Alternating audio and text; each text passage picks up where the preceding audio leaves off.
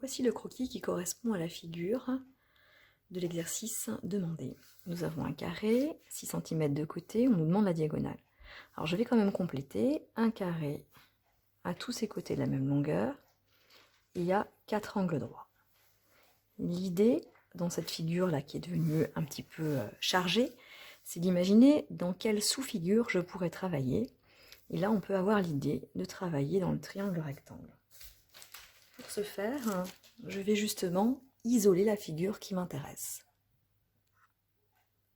Alors, je vais utiliser un transparent, justement pour que vous puissiez avoir une idée de ce qu'on doit finalement faire dans sa tête. On doit imaginer qu'on repasse dans sa tête sur la partie qui nous intéresse. Donc, il s'agit ici d'un triangle rectangle. Je vais me demander quelle est l'hypoténuse et je sais que le côté c'est 6 cm. Et donc finalement, c'est ça l'effort qu'il faut faire et se dire que le problème revient à cette figure-là. Donc je vais échanger puisque maintenant on a cette figure élémentaire et j'en profite même pour ajouter des lettres pour me simplifier la rédaction. Alors là, nous n'avons qu'une longueur. Alors que normalement, pour le théorème de Pythagore, il nous faudrait, en plus de l'angle droit, de longueur. Mais le codage nous indique qu'en fait, nous disposons d'une deuxième longueur qui est la même. À partir de maintenant, il n'y a plus qu'à appliquer les exercices élémentaires que nous avons vus précédemment. Donc, dans le triangle rectangle en B, d'après le théorème de Pythagore, nous allons avoir l'égalité sur les carrés. On va annoncer qu'on veut utiliser l'égalité sur les carrés.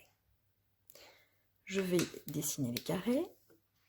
Alors là, nous n'avons pas de petits et de moyens carrés puisqu'ils ont tous les deux les mêmes dimensions. Donc nous avons deux carrés qui sont plus petits que le grand qui est ici.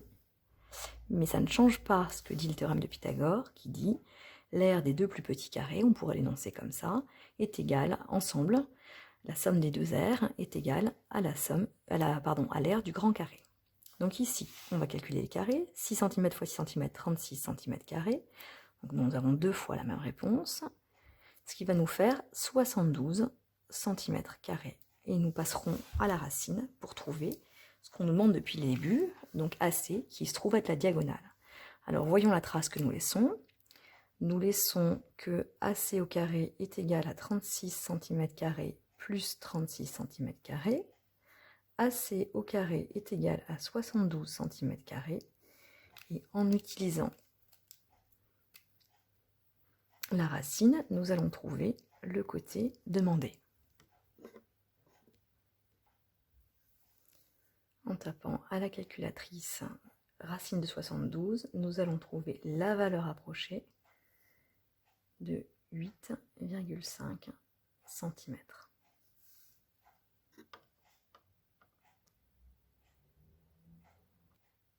En conclusion, si nous venons à l'exercice demandé, on nous avait demandé de calculer la diagonale.